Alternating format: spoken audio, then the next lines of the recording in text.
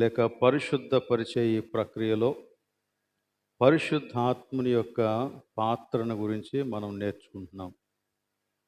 అసలు పరిశుద్ధపరచుట అనేటువంటి ఈ కార్యం దేవుడు మన జీవితంలో ఎలా నెరవేరుస్తాడు అనే సంగతిని గురించి ఒక అవగాహన మనం కలిగి ఉన్నాం. అయితే ఈ మొత్తం ప్రక్రియలో దేవుడు మనకి సహాయకరంగా, ఆదరణకర్తగా ఉండటానికి అనుగ్రహించినటువంటి పరిశుద్ధాత్మ మనలను ఎలా ఆదరిస్తూ ఉన్నాడు, ఎలా ధైర్యపరుస్తూ ఉన్నాడు, ఎలా సంపూర్ణతలోనికి నడిపిస్తూ ఉన్నాడు అనే విషయాలను తెలుసుకోవటానికి మనము ఈ విషయాలన్నీ కూడా ధ్యానం చేస్తూ ఉన్నాం.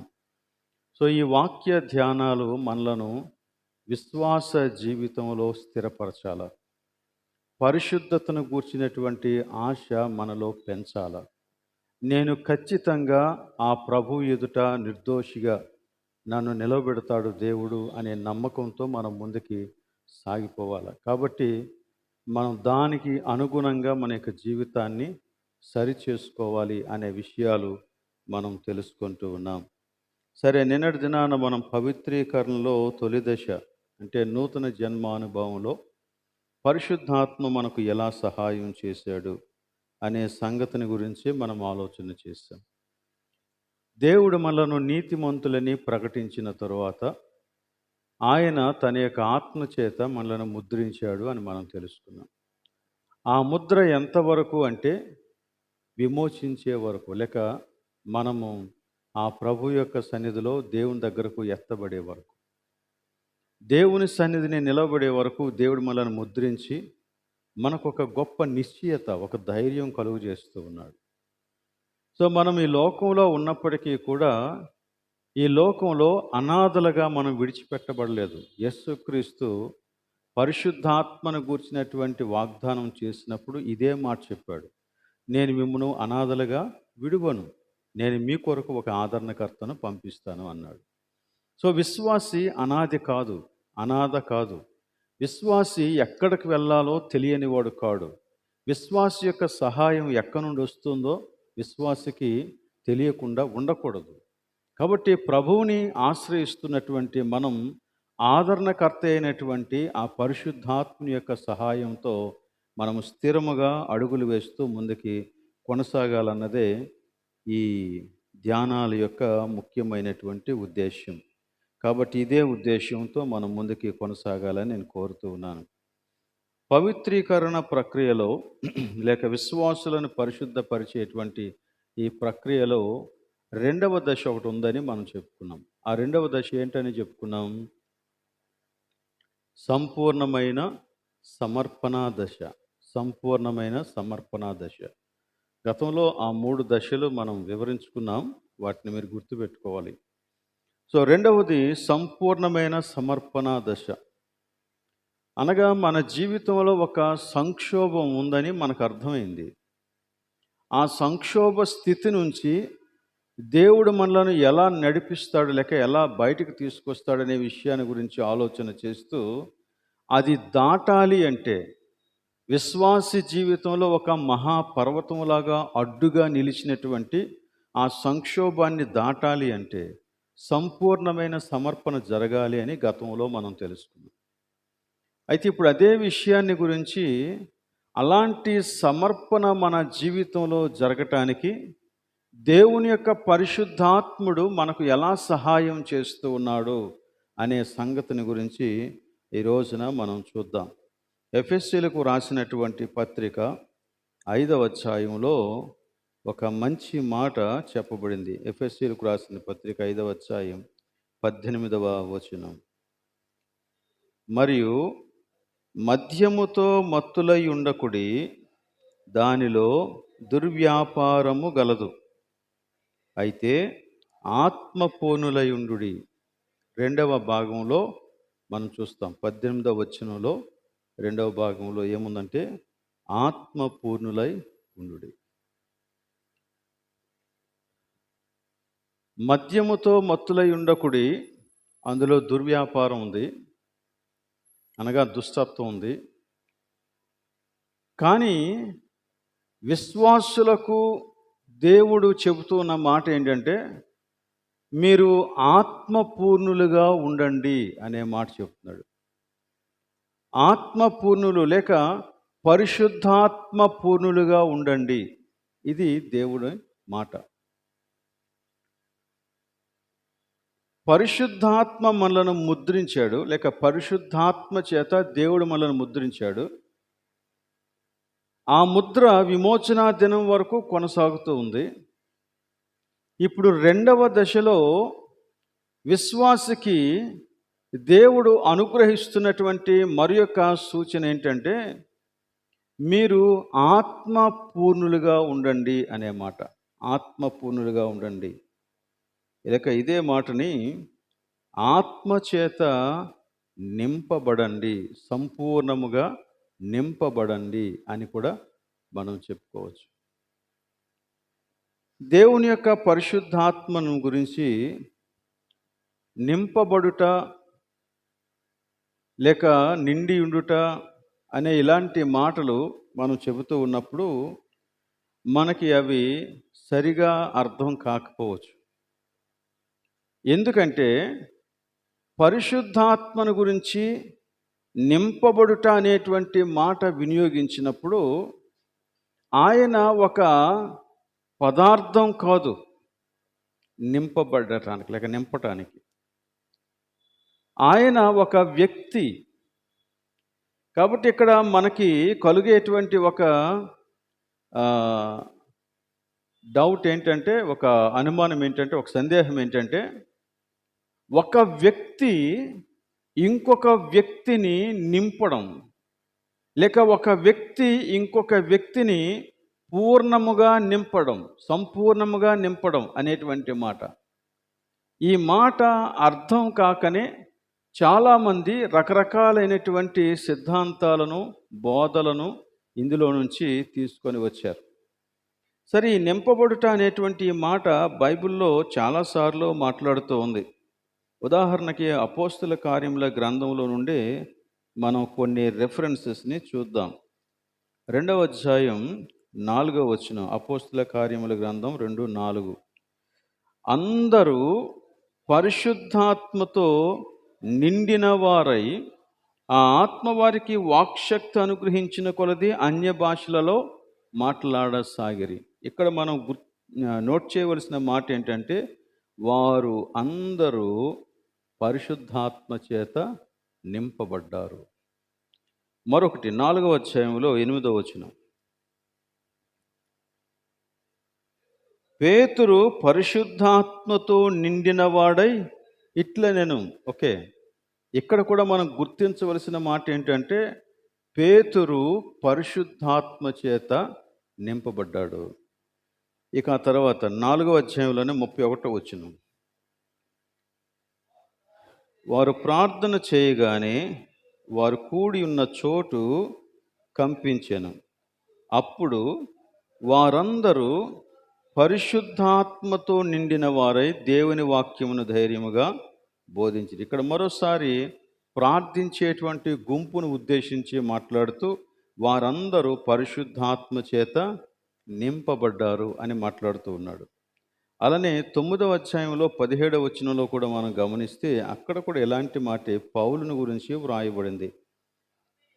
అననీయ వెళ్ళి ఆ ఇంట ప్రవేశించి పౌలు మీద చేతులుంచి, సౌలా, సహోదరుడా, నీవు వచ్చిన మార్గములో నీకు కనబడిన ప్రభువైన యేసు నీవు దృష్టి పొంది పరిశుద్ధాత్మతో నింపబడినట్లు నన్ను పంపి ఉన్నాడని చెప్పాను. సో ఈ నింపబడుట అనేటువంటి అనుభవాన్ని గురించి బైబిల్ చాలా ఎక్కువగానే మాట్లాడుతుంది. ఇంకా మనకి చాలా రెఫరెన్సెస్ కనపడతాయి మీరు చూస్తే. పరిశుద్ధాత్మ చేత నింపబడుట.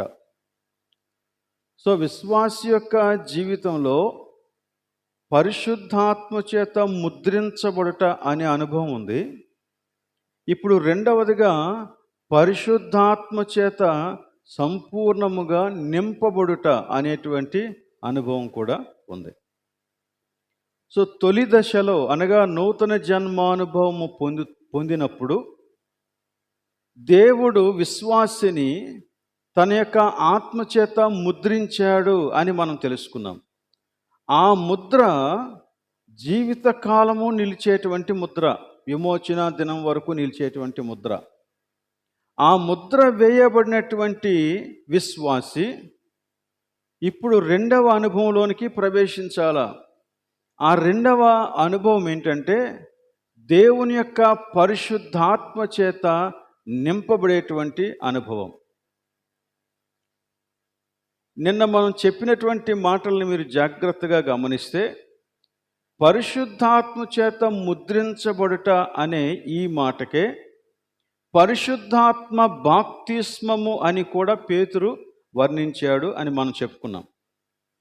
పరిశుద్ధాత్మ బాప్తిస్మాన్ని గురించే మాట్లాడుతూ వారికి మారు మనస్సు దేవుడు దయచేశాడు అనేటువంటి మాట కూడా వారు వినియోగించారు. ఈ మూడు మాటలు కూడా ఒకే అనుభవాన్ని తెలియజేస్తూ ఉన్నాయి అని మనం చెప్పుకున్నాం. సో గనక పరిశుద్ధాత్మ చేత ముద్రించబడిన తరువాత ఈ నూతన జన్మానుభవం పొందినటువంటి వ్యక్తి ఒక సంపూర్ణమైనటువంటి సమర్పణ దశలోనికి రావాలా, లేక నింపబడేటువంటి ఒక దశలోనికి రావాలా. ఈ నింపబడుట అనేటువంటి మాటను గురించి రకరకాలైనటువంటి బోధలు మనకి ఉన్నాయి. నేను మొదటి దినాన మీకు చెప్పినట్లుగానే చాలామంది నింపబడుట అనే ఈ మాటని ఎలా ఎక్స్ప్లెయిన్ చేశారంటే, ఒక గ్లాసులో నీటిని నింపినట్లుగా ప్రభువు మనల్ని పరిశుద్ధాత్మతో నింపుతాడు అని చాలామంది చెబుతారు. సో ఇక్కడ ఆత్మపూర్ణత అంటే మీరు దేవుని యొక్క పరిశుద్ధాత్మని పొందుకున్నారు కానీ మీరు ఇంకా పూర్తిగా నింపబడలేదు అనే మాటని గురించి కూడా వారు మాట్లాడతారు. ఎలా మాట్లాడతారంటే, గ్లాసులో కొంచెం నీళ్లు పోసి ఇందులో నీళ్లున్నాయి కానీ పూర్తిగా లేవు అంటారు. అలాగనే దేవుని యొక్క పరిశుద్ధాత్మ మీలో ఉన్నాడు కానీ ఆయన పూర్తిగా మిమ్మల్ని నింపలేదు అంటారు. అలానే మరికొంచెం నీళ్లు పోసి ఈ నీళ్లు ఎలాగైతే పోస్తూ ఉండగా అవి ఎక్కువ అవుతున్నాయో అలాగనే దేవుని యొక్క పరిశుద్ధాత్మ కూడా మనలోనికి కొంచెం కొంచెంగా వస్తూ ఆయన మనల్ని నింపుతాడు అని మాట్లాడతాడు. అలానే పూర్తిగా పోసి అది దేవుని యొక్క పరిశుద్ధాత్మ చేత పూర్తిగా నింపబడుట అని చెప్పేటువంటి వారు చాలామంది ఉన్నారు. కానీ ఇక్కడ మనం గమనించవలసిన విషయం ఏంటంటే, పరిశుద్ధాత్మ నీరు కాదు, మనం గ్లాసులము కాదు. పరిశుద్ధాత్మ మనలో నింపబడుట అంటే అటువంటి అర్థాన్ని ఇవ్వదు. పరిశుద్ధాత్మ దేవుడు, ఆయన ఒక వ్యక్తి. సో ఒక వ్యక్తి ఇంకొక వ్యక్తి అనగా విశ్వాసి అనే వ్యక్తిని నింపుట, దీనిని గురించి ఆలోచించాలి. ఇప్పుడు వీరు గ్లాసులో నీరు పోసినట్లుగా పరిశుద్ధాత్మను గురించి నింపబడటం గురించి మనం మాట్లాడితే ఆయన ఒక విశ్వాసి యొక్క జీవితంలోనికి కొంచెం కొంచెం కొంచెం కొంచెం వస్తాడా? అలా కాదు. అంటే ఒక సంవత్సరం పాటు లేక ఒక నెల రోజుల పాటు ఈ పరిశుద్ధాత్ముడు కేవలం ఒక చెయ్యి లోపల పెట్టి నీ జీవితంలో అలా ఉంటాడా? ఆ తర్వాత ఇంకొక నెలకి ఒక కాలు లోపల పెట్టి ఉంటాడా? అలా కాదు. అలాగ అర్థం చేసుకోకూడదు. ఒక వ్యక్తి వచ్చాడు అంటే వచ్చాడంతే, రాలేదు అంటే రాలేదు. ఇప్పుడు మరి పరిశుద్ధాత్మ ఒక వ్యక్తి అన్నప్పుడు ఆ వ్యక్తి ఇంకొక వ్యక్తిలోనికి వచ్చుట అనే దానిని నింపుట అనేటువంటి మాటతో వివరించాడు ఇక్కడ. ఈ నింపుట అనేటువంటి మాట ఫిగరేటివ్ స్పీచ్ అన్నమాట. అంటే దానిని ఒక దృశ్య రూపకంగా లేక ఒక అలంకార రూపకంగా మాట్లాడుతూ ఉన్నాడు అన్నమాట. అలంకార రూపకంగా మాట్లాడుతూ ఉన్నాడు. మరికొన్ని మాటలు మనం బైబిల్లో నుండి చూద్దాం, అప్పుడు మనకి ఇంకొంచెం అర్థం అవుతుంది. ఉదాహరణకి ఇదే అపోస్తుల కార్యముల గ్రంథంలో 3వ అధ్యాయం 10వ వచనం చూడండి. 3వ అధ్యాయం 10వ వచనం. శృంగారమును దేవాలయపు ద్వారమునొద్ద భిక్షము కొరకు కూర్చుండిన వాడు వీడే అని గుర్తెరిగి వానికి జరిగిన దానిని చూచి విస్మయముతో నిండి పరవశులైరి. ఈ సందర్భం మీకు తెలుసు కదా.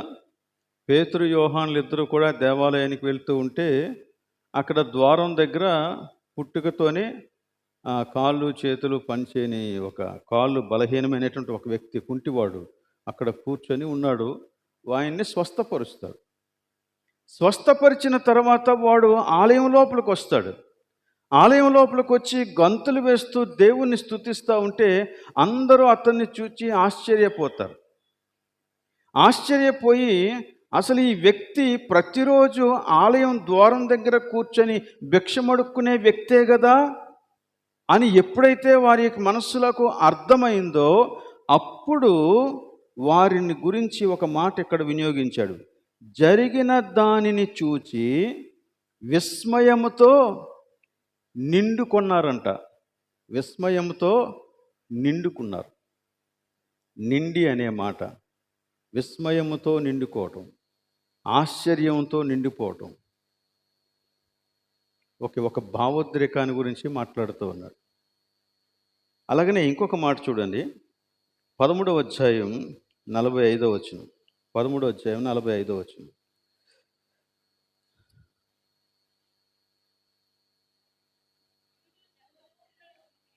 యూదులు జనసమూహములను చూచి మత్సరముతో నిండుకొని దూషించుచు పౌలు చెప్పిన వాటికి అడ్డము చెప్పేరి. ఇక్కడ వీరు దేనితో నిండుకున్నారు? మత్సరముతో నిండుకున్నారు. ఇక్కడ సందర్భం ఏంటి? పౌలు వారికి బోధిస్తూ ఉంటే ఆ బోధను వారు సహించలేకపోయారు. కాబట్టి వారు ఏం చేశారంటే మత్సరముతో నిండుకున్నారంట. సహింపలేని గుణం.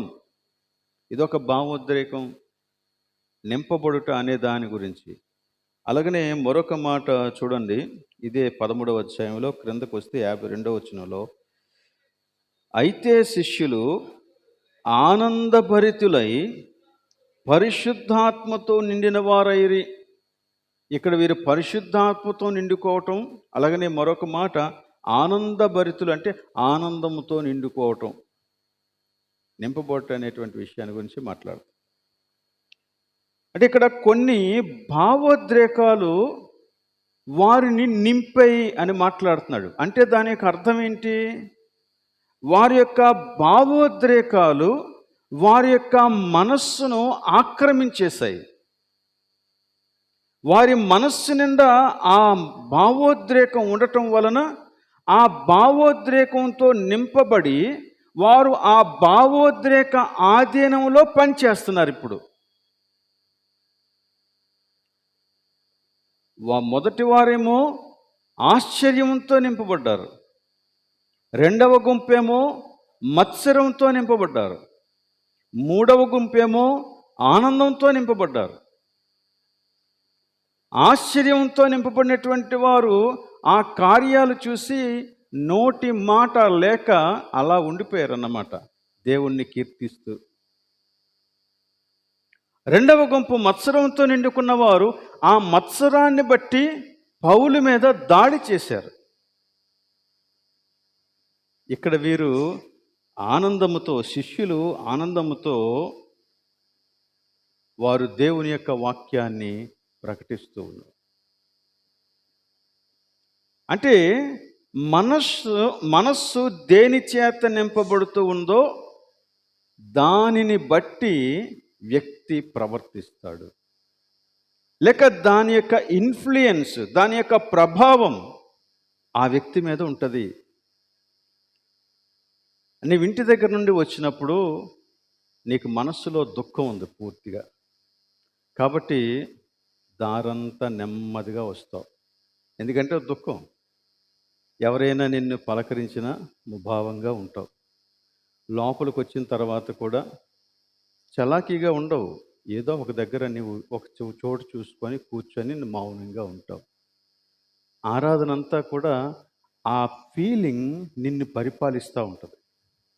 నీ మూమెంట్స్ అన్నీ పరిపాలిస్తుంది. అదే నువ్వు సంతోషంగా ఉన్నావనుకో, నువ్వు దారంబడ వచ్చేటప్పుడు చాలా ఫాస్ట్గా వస్తావు. ఎవరు నిన్ను పలకరించినా సంతోషంగా సమాధానం చెబుతావు. లోపలికి వచ్చి కూర్చున్న తర్వాత కూడా చురుకుగా పాటలు పాడుతూ ఉంటావు. ఏ కార్యక్రమం జరిగితే ఆ కార్యక్రమంలో చురుకుగా పాల్గొంటావు. అంటే నిన్ను సంతోషం పరిపాలిస్తుంది. అంటే మనం ఏ రకమైనటువంటి భావోద్రేకం చేత నింపబడితే ఆ భావోద్రేకం మనలను పరిపాలిస్తుంది అన్నమాట.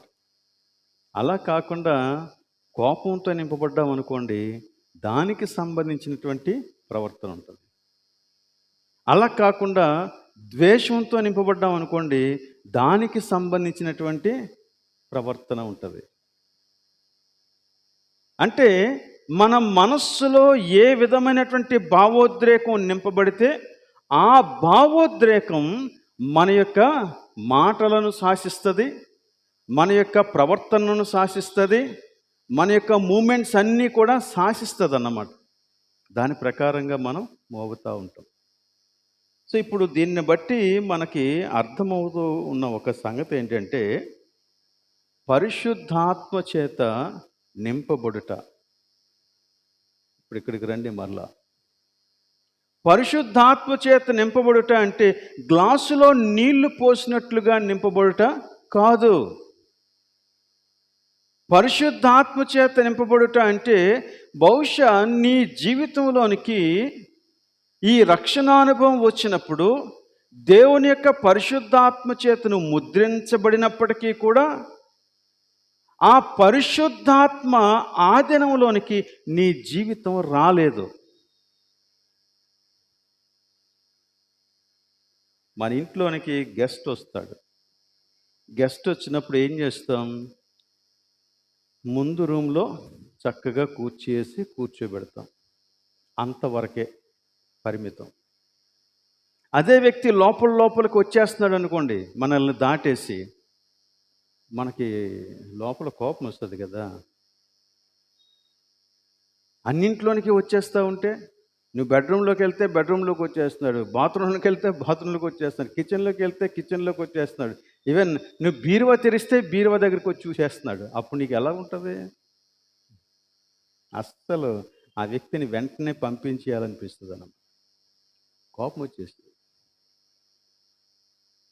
ఇప్పుడు దేవుడు నీ జీవితంలోకి వచ్చిన తర్వాత ఆ వ్యక్తిని లేక ఆ దేవునిని, ఆ పరిశుద్ధాత్మను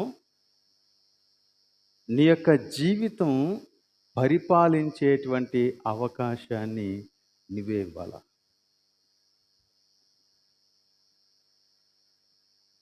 అది నింపబడుట, సంపూర్ణమైన అధికారాన్ని ఇవ్వడం.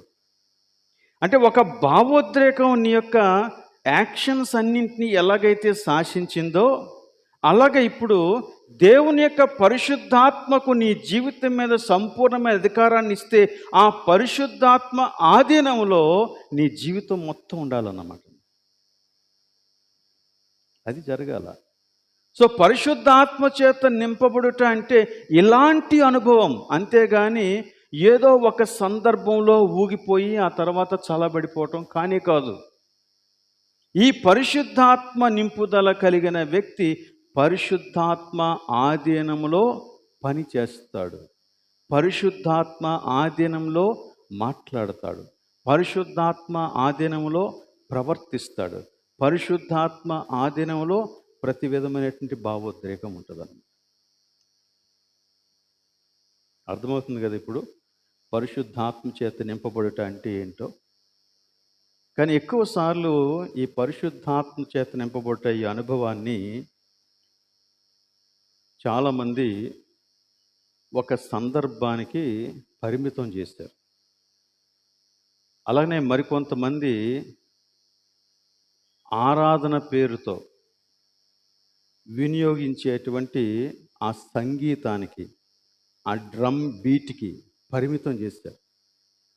అది ఎంతసేపు మోగితే అంతసేపు పరిశుద్ధాత్మ ఆ వ్యక్తిని కదిలించేస్తూ ఉంటాడు అన్నమాట. ఆ డ్రమ్ ఆగిపోగానే పరిశుద్ధాత్మ కదిలింపు కూడా ఆగిపోతుంది. పరిశుద్ధాత్మ నింపుదల అంటే అలాంటిది కానే కాదు. ఒకవేళ మనలో ఇప్పటికే ఎవరైనా అలాంటి అనుభవాలకు గురైపోయి అదే నిజము అనేటువంటి భ్రమలో ఉంటే ఈ రోజున బయటికి రావాలి. ఎందుకంటే దేవుని యొక్క వాక్యంలో ఎక్కడ కూడా అలాంటి అనుభవాలను గురించి కానీ అలాంటి సందర్భాలను గురించి కానీ వ్రాయబడలేదు. వాటిని గురించి ఏ అపోస్తలుడు బోధించను లేదు. ఏ పత్రికలోనూ మనకి కనపడదు. యేసుక్రీస్తు కూడా అలాంటి మాటలను బోధించలేదు. సో పరిశుద్ధాత్మ నింపుదల అంటే ఆయన ఒక వ్యక్తి, మనము కూడా వ్యక్తులం. సో ఒక వ్యక్తి ఇంకొక వ్యక్తి యొక్క ఆధీనంలోనికి రావడం. ఇప్పుడు మన జీవితం లేక మన వ్యక్తిత్వం దేవుని యొక్క పరిశుద్ధాత్మ ఆధీనంలోనికి వస్తే మన వ్యక్తిత్వాన్ని అంతటినీ కూడా పరిశుద్ధాత్మ తన యొక్క ఆధీనంలో ఉంచుకొని దేవుని యొక్క ఆత్మ ఆధీనంలో మనం ప్రవర్తిస్తాం. అప్పుడు దేవుని వ్యక్తిత్వం మన వ్యక్తిత్వానికి మించి మనలో పనిచేస్తాడు. అప్పుడు ఏం జరుగుద్దంటే ఆత్మ సంబంధమైన జీవితం విశ్వాసకి వస్తుంది. సో పవిత్రీకరణలో రెండవ దశ అయిన సంపూర్ణ సమర్పణ అలా జరిగింది. దేవుని యొక్క పరిశుద్ధాత్ముడు మన యొక్క జీవితం మొత్తాన్ని ప్రభావితం చేసేలాగా మన సమర్పణ చేశాం, మనము ఆయనకి అప్పగించుకున్నాం. ఇక్కడ సంపూర్ణ సమర్పణ అనేటప్పుడు మనం దేనిని సమర్పించామని చెప్పాను? మన యొక్క పాపానికి మూలమైన అహం, నన్ను నేను అనే స్వార్థం, ఇదే దేవుని మీద తిరుగుబాటు చేసేది. ఈ తిరుగుబాటు చేసేటువంటి ప్రాచీన స్వభావము ఇప్పుడు దేవుని యొక్క పరిశుద్ధాత్మ ఆధీనంలోనికి రావాలి. అలా రావడానికి ఈ పరిశుద్ధాత్మ మనకి సహాయం చేస్తారు. చూడండి, రోమీలకు రాసిన పత్రిక 7వ అధ్యాయంలో మనం ఇందాక ఒక వాక్య భాగాన్ని చదివాం. అందులో నుంచి మనం కొన్ని విషయాలు నేర్చుకుందాం. కొంతమంది పరిశుద్ధాత్మ నింపుదలను గురించి కొన్ని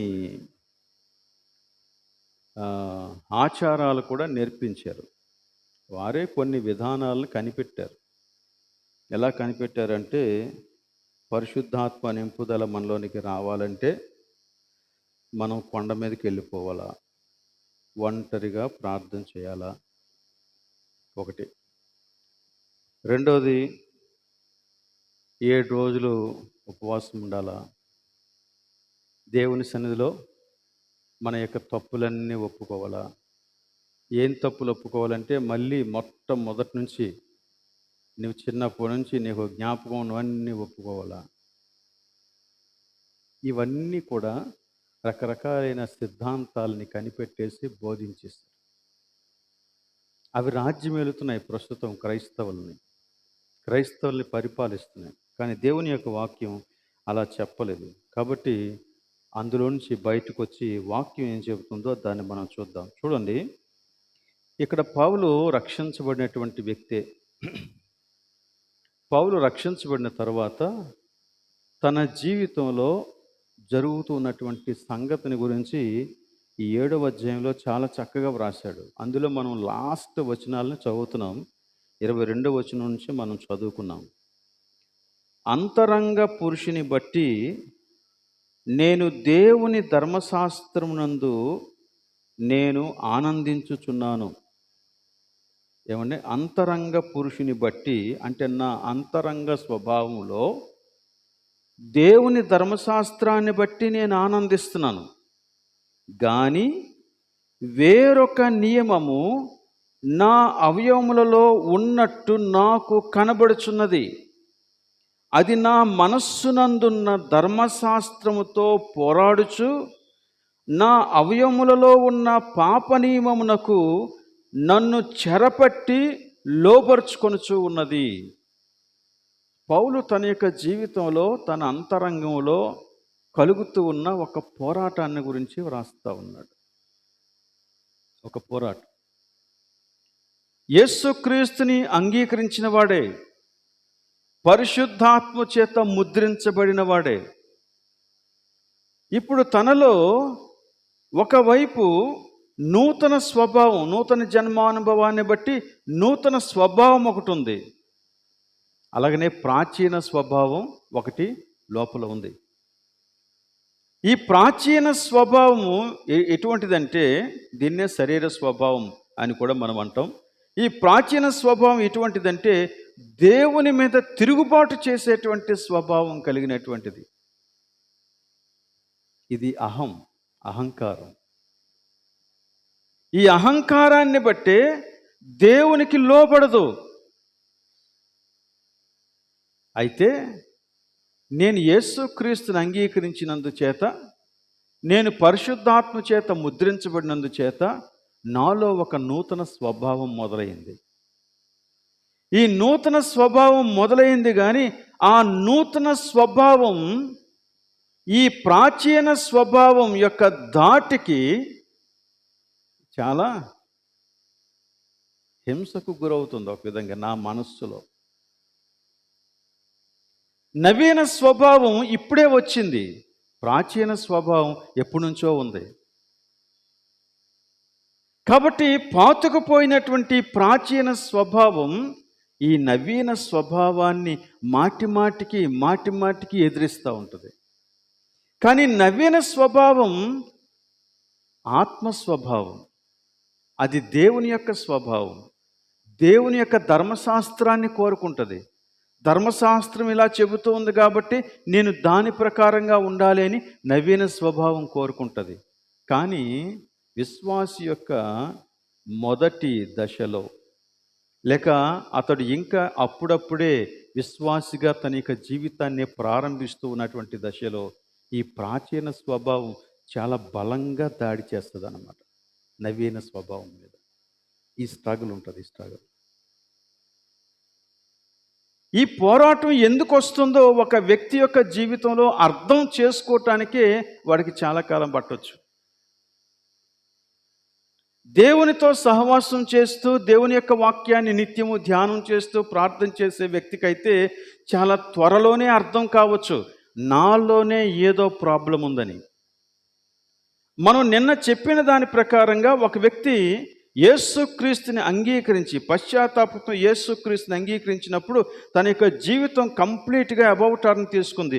అంటే లోకం వైపుకి వెళ్తూ ఉన్నటువంటి వ్యక్తి కంప్లీట్గా యేసుక్రీస్తు వైపుకి తిరిగిపోయాడు, అందులో డౌట్ లేదు.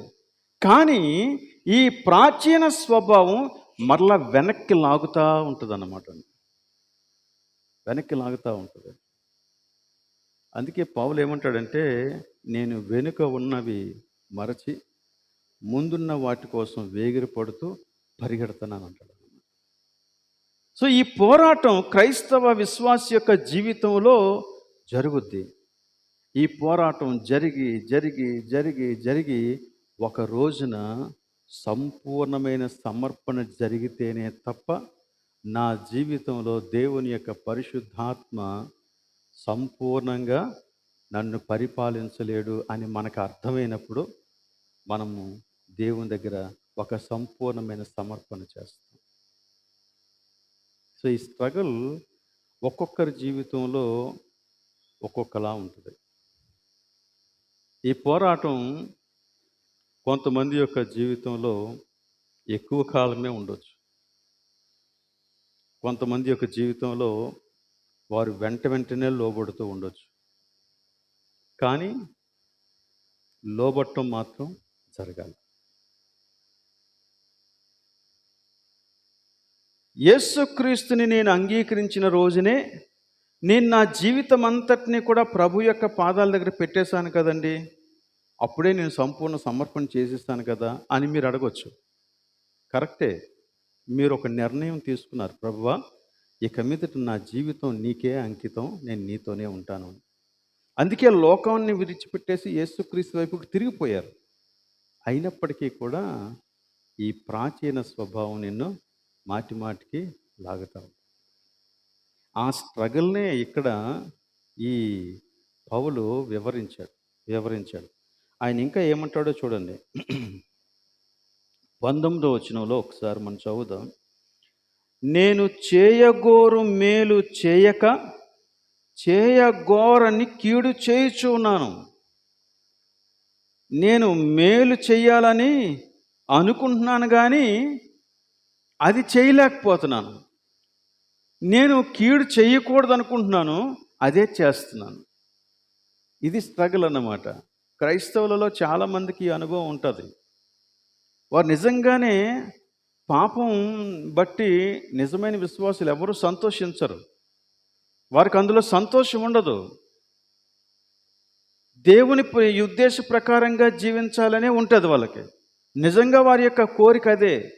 కానీ ఈ ప్రాచీన స్వభావం వారిలో ఇంకా బలముగా పనిచేస్తూ ఉండటం వలన, ఈ సంపూర్ణ సమర్పణ దశకు వారు రాకపోవటం వలన ఈ స్ట్రగుల్ అనేది జరుగుతూనే ఉంటుంది అన్నమాట. అదే ఇక్కడ చెప్పాడు, నేను చేయగోరు మేలు చేయక చేయగోరని కీడు చేయుచు ఉన్నాను. నేను కోరని దానిని చేసిన యెడల దానిని చేయునది నా యందు నివసించు పాపము. అది అసలు కారణం. ఆ పాపం ఏంటి? దేవుని మీద తిరుగుబాటు చేసే స్వభావం. That still remains there. తర్వాత, కాబట్టి మేలు చేయగోరు నాకు కీడు చేయుట కలుగుచున్నదను ఒక నియమము నాకు కనబడుచు ఉన్నది. ఇది నాలో పోరాటం చేస్తూ ఉన్నటువంటి విషయం. అయితే ఈ స్ట్రగుల్కి ఒక ఫుల్ స్టాప్ ఉంది. ఏంటి అది?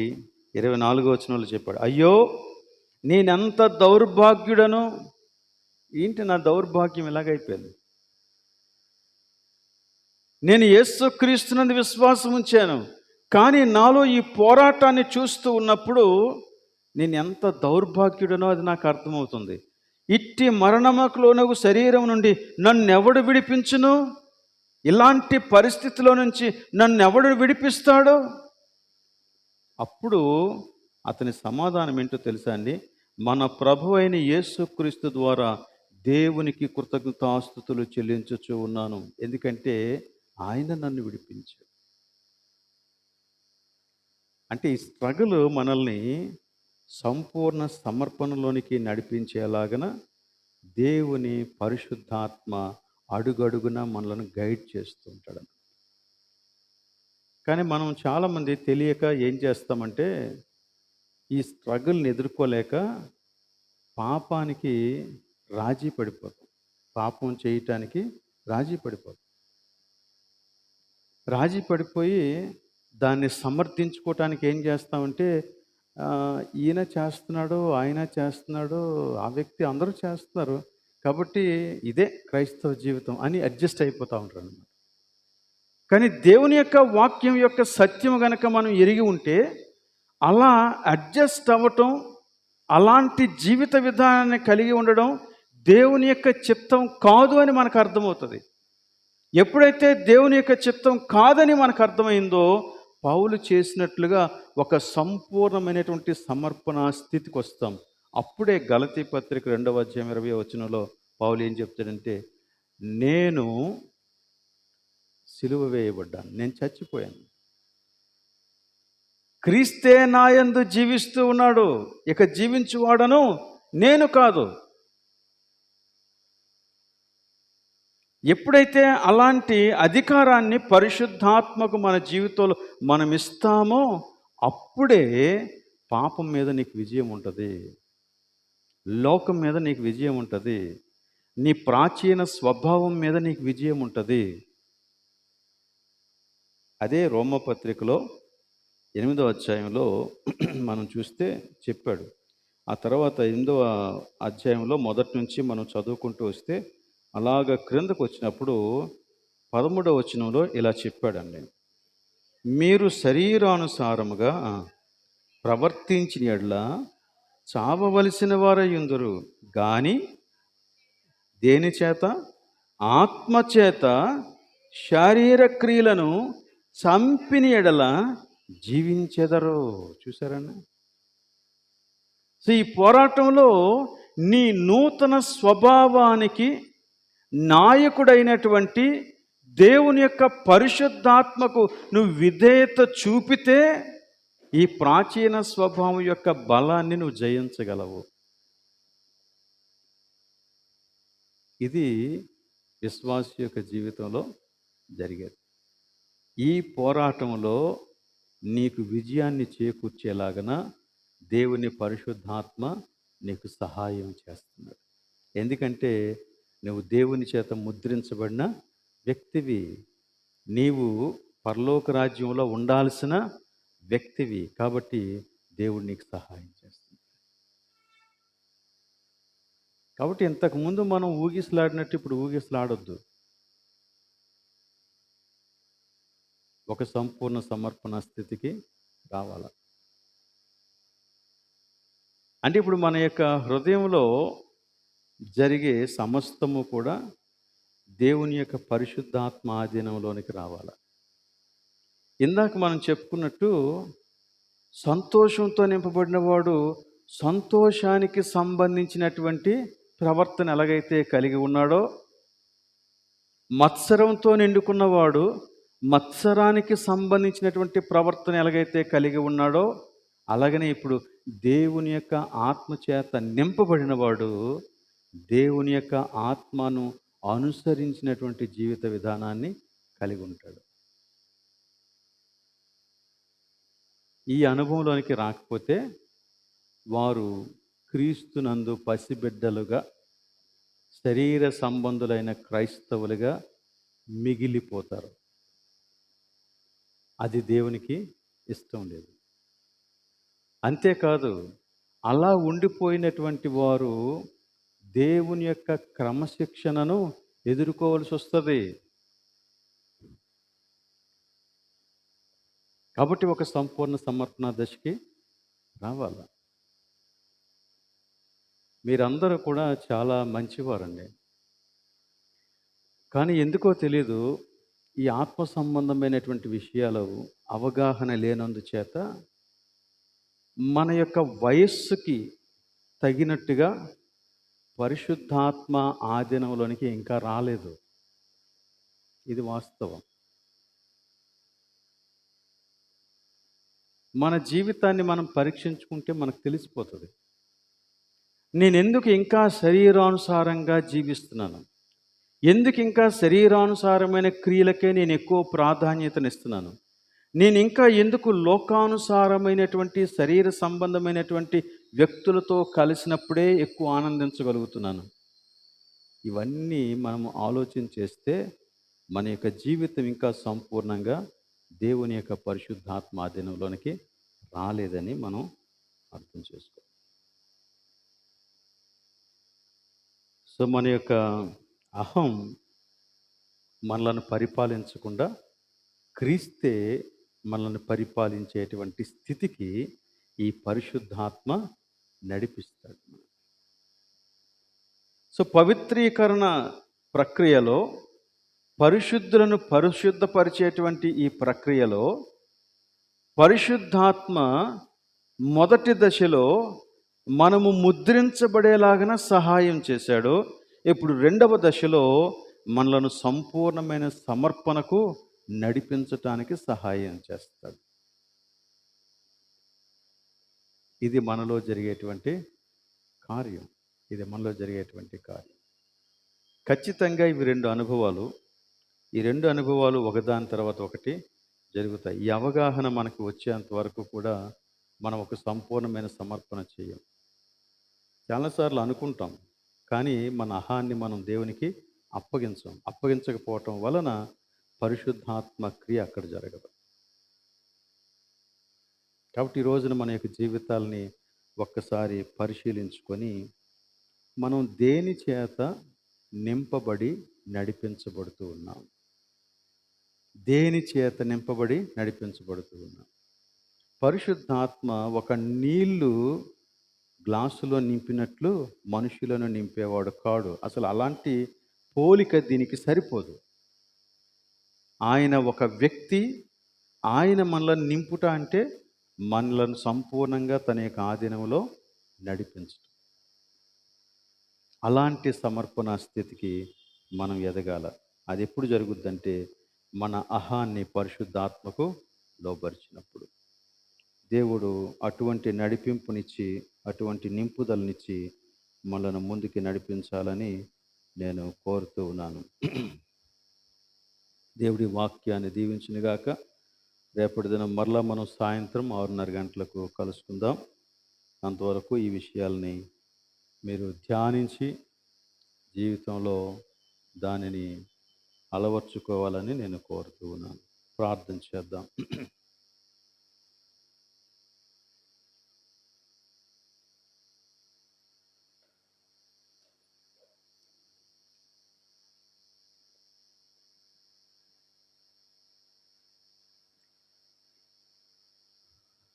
పరిశుద్ధుడైన మా ప్రభు, నీకు వందనాలు. ఆధ్యాత్మిక యాత్రను గూర్చినటువంటి సంగతి మేము అర్థం చేసుకోలేని పరిస్థితుల మధ్య ఉన్నప్పుడు మీరే మాకు సహాయం అనుగ్రహించి మేము వాటిని గ్రహించగలిగినట్లు మాకు నీ కృప చూపించావు గనక నీకు స్తోత్రం చెల్లిస్తూ ఉన్నాను. నీ వాక్యములోని విషయాలను ఒక్కొక్కటిగా మేము గ్రహిస్తూ ఉన్నప్పుడు మా స్థితి ఏంటో మాకు అర్థమవుతుంది. మా స్థితిని సంపూర్ణంగా ఎరిగిన వాడవైన నీవు మా కోసం చేసిన ఏర్పాటు ఏంటో కూడా మాకు అర్థమవుతుంది. గనుక ప్రభువా, మేము ఈ లోకంలో అనాథలుగా విడిచిపెట్టబడలేదని ఎరిగి నీకు స్తోత్రం చెల్లిస్తూ ఉన్నాం. ఆదరణకర్త అయిన నీ యొక్క పరిశుద్ధాత్మను మాకు తోడుగా ఇచ్చినందులకు నీకు స్తోత్రం చెల్లించుకుంటూ ఉన్నాం. గనుక నీ వాక్యాన్ని బట్టి పరిశుద్ధాత్మ మాకు సహాయం చేస్తూ ఉండగా ఈ విషయాలను మేము గ్రహిస్తూ సంపూర్ణంగా లోబట్టడానికే మాకు సహాయం దయచేయమని ప్రార్థన చేస్తూ ఉన్నాం. మేము నీ పరిశుద్ధాత్మ పూర్ణులమై జీవించటానికి మాకు సహాయం దయచేయండి. మమ్మల్ని మీరే బలపరచండి. మా ప్రాచీన స్వభావం దేవా నిరంతరము కృషించి మేము నూతనమైన స్వభావంలో నిరంతరం ఎదగటానికి సహాయం దయచేయండి. దినదినము నూతనమైన స్వభావంలో మేము బలపడటానికి సహాయం దయచేయండి. స్థిరపడటానికి సహాయం దయచేయండి. లోకానుసారమైన జీవితాన్ని, అహంభావపూరితమైన ప్రతి లక్షణాన్ని మా నుండి తీసివేయమని ప్రార్థన చేస్తూ ఉన్నాం. దేవా, ఈ ప్రార్థనలో ఏకీభవిస్తూ వారి వారి జీవితాలను నీకు అప్పగించుకుంటూ సంపూర్ణ సమర్పణ స్థితిని కలిగి ఉన్న ప్రతి వ్యక్తిని మీరు దీవించండి. ఒకవేళ ఎవరైనా ఇంకనూ అటు ఇటు ఆలోచన చేస్తూ ఉంటే వారికి ఒక స్థిరమైన మనస్సును కలుగు చేయండి. వారిలో నీ పరిశుద్ధాత్మ కార్యాన్ని సంపూర్ణం చేయండి. సంఘమును అభివృద్ధి పరచమని మేము ఇక్కడి నుంచి బయలుదేరుతుండగా మాతో నీ సన్నిధి ఉంచి నీకు ఇష్టమైతే మరలా రేపటి దినం కలుసుకునేలాగా సహాయం చేస్తావని నమ్ముతూ ఈ ప్రార్థన మా ప్రభువును రక్షకుడైన యేసు పరిశుద్ధ నామములో అడుగుచూ ఉన్నాం తండ్రి, ఆమేన్. పరలోకమందున్న మా తండ్రి, నీ నామం పరిశుద్ధపరచబడునుగాక, నీ రాజ్యం వచ్చునుగాక, నీ చిత్తం పరలోకము నెరవేరినట్లు భూమి నెరవేరునుగాక. వండిన ఆహారం మాకు దయచేయము, మా రుణస్థులను క్షమించిన ప్రకారం మనం క్షమించము, మన శోధనకు తేక కీడును తప్పించుము. ఎందుకనగా రాజ్యము, బలము, మహిమ నిరంతరము నీవైనావు తండ్రి, ఆమేన్. మన తండ్రి అయిన దేవుని ప్రేమ, కుమారుడైన యేసు క్రీస్తు యొక్క కృప, పరిశుద్ధాత్మ యొక్క అన్యోన్య సహవాసం ఇక్కడ చేరిన మనకందరకు సదాకాలము తోడే ఉండునుగాక. ఆమేన్.